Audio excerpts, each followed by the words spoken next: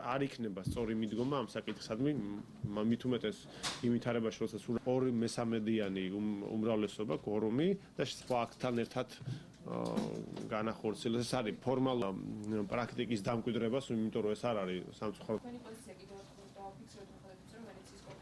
კონკრეტული შემთხვევა, მე ვფიქრობ, იწვევს კრიტიკას, მოსაზრებები დააფიქსირა და მოკლედ ჩვენი რეკომენდაცია ეს არის.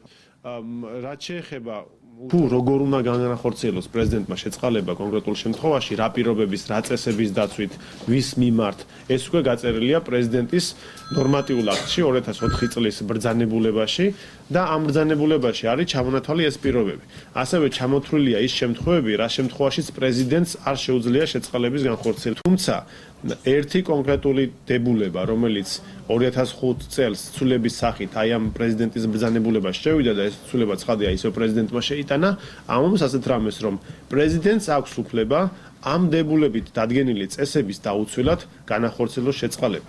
რაც ნიშნავს იმას, რომ პრეზიდენტმა შეიძლება ამ აკრძალვებს საერთოდ არ მიაქციოს ყურადღება და ისე განახორციელოს ნებისმიერი პირის შეწყალება.